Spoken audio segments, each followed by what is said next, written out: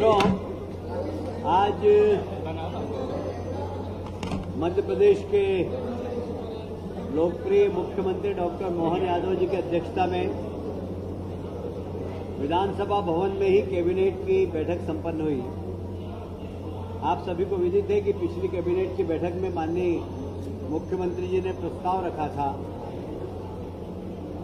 कि वेतन भत्ता जो माननीय मंत्रीगणों को मिलता है उसमें 1972 से एक एक्ट के अंदर ये प्रावधान था कि मंत्रियों को मिलने वाला वेतन भत्ता, उस पर लगने वाला इनकम टैक्स वो राज्य सरकार देगी। माननीय मुख्यमंत्री जब मंत्रिमंडल ने प्रस्ताव रखा तो सभी माननीय मंत्रीगणों ने उसको सहज स्वीकार करते हुए आज उस पर कैबिनेट में प्रस्ताव आया और उस संशोधन विधेयक को पास कर दिया गया। वो जल्दी ही विधानसभा में प्रस्तुत होगा। मुझे इस बात की प्रसन्नता है, जो निर्णय सरकार ने लिया उसी निर्णय के अनुसार विधानसभा के अध्यक्ष माननीय नरेंद्र सिंह तोमर जी ने भी और नेता प्रतिपक्ष उमंग शंगार जी ने भी यह घोषणा की कि हम भी अपना वेतन भत्ते पे लगने वाला इनकम टैक्स सरकार से नहीं, हम स्वयं भरेंगे। मैं अध्यक्ष जी का और नेता प्रतिपक्ष का इस कार्य के लिए धन्यवाद देता हूं सरकार की तरफ से।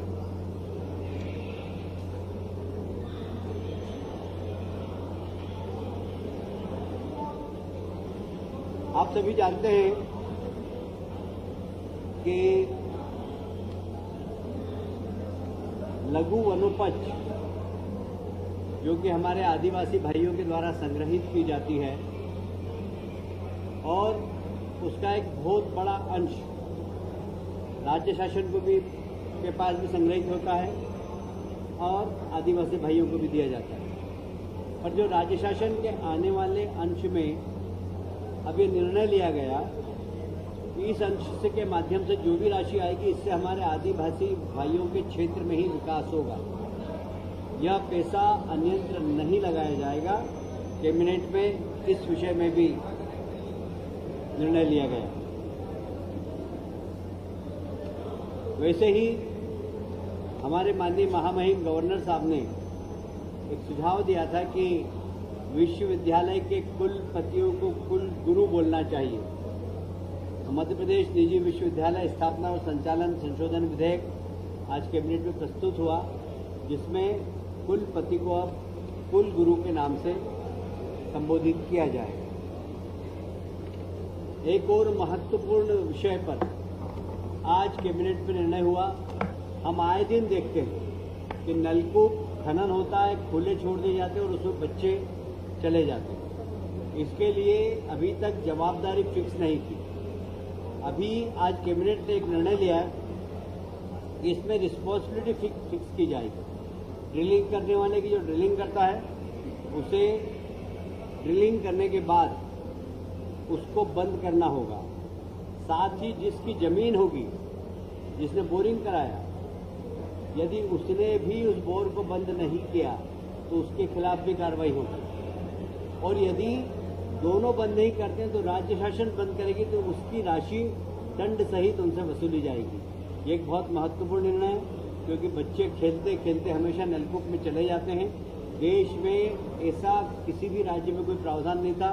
डॉक्टर मोहन जी यादव के नेतृत्व में आज मध्य प्रदेश पहला राज्य है जिसमें इस संबंध में निर्णय लिया गया कि इसमें रिस्पॉन्सिबिलिटी फिक्स की गई। अभी तक गोवंश के परिवहन के अंदर ये प्रावधान था कि गोवंश तो जब्त कर लिया जाता था, किंतु गाड़ियां जिसमें गोवंश परिवहन होता हो वो राजसात नहीं होती थी, क्योंकि नियम में कलेक्टर को ये अधिकार नहीं था।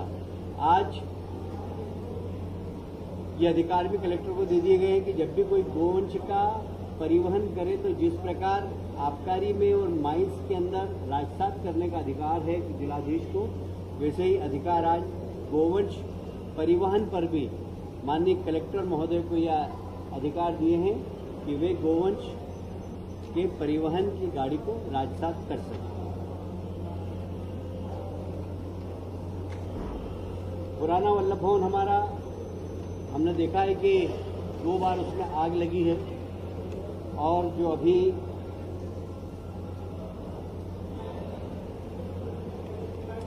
नेशनल बिल्डिंग कोड के अनुसार, क्योंकि पुरानी बिल्डिंग बनी हुई है वो, और इसलिए नेशनल बिल्डिंग कोड के अनुसार उसमें कुछ नाम होते हैं सुरक्षा के। जैसे अभी सबसे बड़ा जो वहाँ पर खतरा है वो आगजनी का ही है। 2 बार आग लग चुकी है, हमने सबने देखा है, पर उस आग को बुझाने का प्रावधान नहीं था, इसलिए भविष्य में इसकी पुनरावृत्ति नहीं हो तो नेशनल बिल्डिंग कोड के जो आधुनिक नॉर्म्स है उसके अनुसार इस बिल्डिंग में सुधार किया जाएगा। इसके लिए 107 करोड़ रुपए कैबिनेट ने स्वीकृत किए हैं। बस यही आज महत्वपूर्ण निर्णय कैबिनेट के थे। सर, भारतीय न्याय संहिता लागू हो गया है। कांग्रेस पार्टी के विधायक कह रहे हैं कि पूरा